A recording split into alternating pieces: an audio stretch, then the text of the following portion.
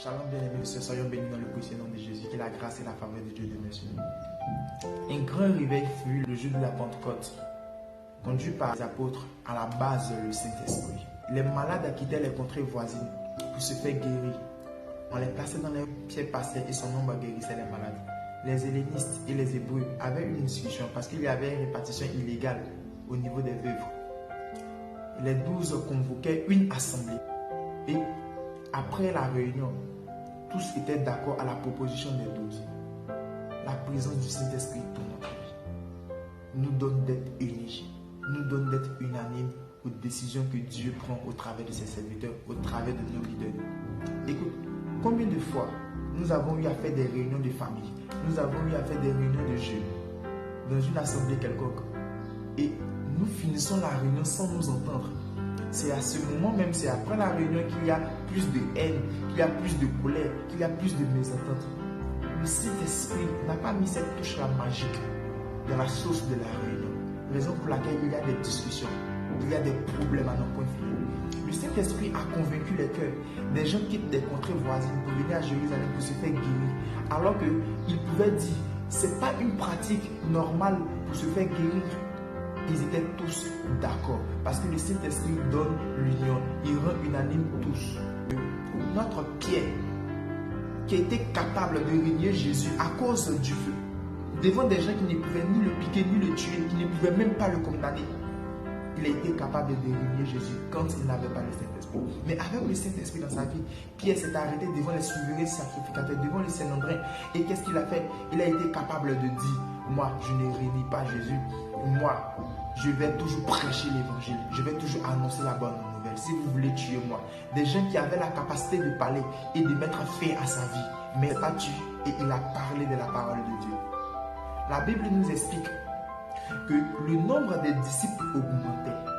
Bien-aimés frères et sœurs, le Saint-Esprit dans la vie d'un enfant de Dieu, c'est la croissance dans tout ce que tu fais, dans tous les domaines d'activité dans lesquels Dieu t'a mis. Tu auras que la croissance. Parce que le Saint-Esprit, il vient mettre cette touche magique, il vient apporter sa part. Il est Dieu, il vient se manifester. C'est la croissance. La Bible dit que les disciples augmentaient, le nombre des disciples augmentait. Tes affaires vont augmenter. Ce que tu fais va augmenter. Là où tu es, tu auras plus de vues. Pourquoi? Simplement parce qu'il y a le Saint-Esprit dans ce que tu fais. La présence du Saint-Esprit, on voit l'augmentation. Il multiplie. Que Philippe se voit en train d'être accusé, mais on donne de fausses accusations. Jamais je l'ai vu dans la Bible. Philippe il se levait et dit c'est faux, c'est faux, c'est faux. Avec une sagesse incomparable. Philippe s'assoit. Et après, lorsqu'on lui donne la parole, il parle, mais rempli de sagesse et de la puissance de l'esprit. Les hommes sont étonnés de ce qu'il dit. Ils sont confondus, puisque le Saint-Esprit est dans la chose. La présence du Saint-Esprit dans notre vie.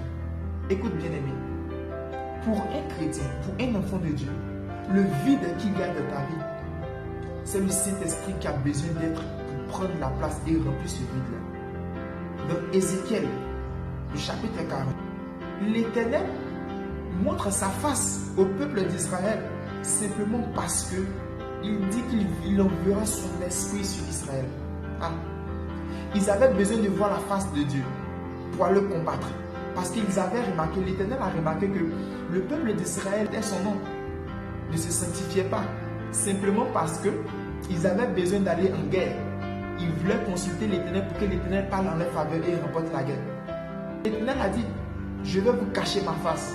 Mais au verset 29 du chapitre 40 d'Ézéchiel, il dit, je vais vous montrer ma face parce que je répandrai mon esprit sur Israël. Donc, la réponse à la prière du peuple d'Israël, c'est le Saint-Esprit. Parce que le Saint-Esprit répond dans la vie de quelqu'un. Tu vois réponse à ta prière.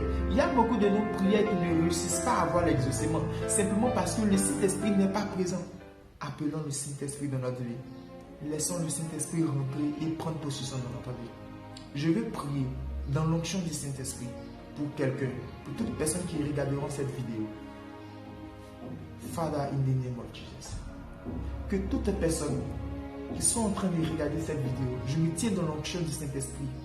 Je décrète et je déclare que tu rentres dans les cœurs. Que Père, ta présence inonde les cœurs, que ta présence envahisse les cœurs, que ta présence prenne possession de les cœurs. Je prie maintenant au nom de Jésus, Père. Si quelqu'un avait une maladie quelconque, si quelqu'un avait une boule dans son sein, si des gens avaient des fibromes, si des personnes n'arrivaient pas à avoir les menstrues depuis plusieurs jours, plusieurs années, je prie maintenant par la puissance du Saint-Esprit qui est relâché au travers de cette vidéo, que maintenant cette boule disparaisse. Maintenant tu vois tes règles. Que maintenant ces fibromes se cassent au nom de Jésus. Pour toute personne qui avait mal à la tête, pour toute personne qui avait une maladie quelconque, qui n'arrivait pas à bien voir, par la puissance du Saint-Esprit, aujourd'hui je me tiens dans l'onction du Saint-Esprit. Je prie que le miracle s'opère et que tu m'envoies ton témoignage maintenant au nom de Jésus. Je décrète et je déclare, Seigneur, là où il y avait des maladies, prie maintenant que tu guérisses ces maladies au nom de Jésus. Là où il y avait les cœurs blessés, des gens qui n'arrivaient pas à pardonner, je décrète que le Saint-Esprit prenne possession et que des cœurs soient guéris et que des gens réussissent à pardonner. Au nom de Jésus, je prie que la puissance du Saint-Esprit guérisse quelqu'un avec une quelconque maladie. Là où tu faisais la fièvre depuis plusieurs temps, tu étais couché, tu n'arrivais pas à te lever, je prie au nom de Jésus que tu te lèves maintenant au nom de Jésus. Que la fièvre te quitte parce que le Saint-Esprit, au travers de cette vidéo, te guérit. Au travers de cette vidéo, quelle que soit ta maladie, te guérit au nom de Jésus. Que l'onction traverse et agisse dans la vie de plusieurs qui regardent cette vidéo et que Dieu se manifeste au nom puissant de Jésus. Sois béni là où tu es. Shalom avec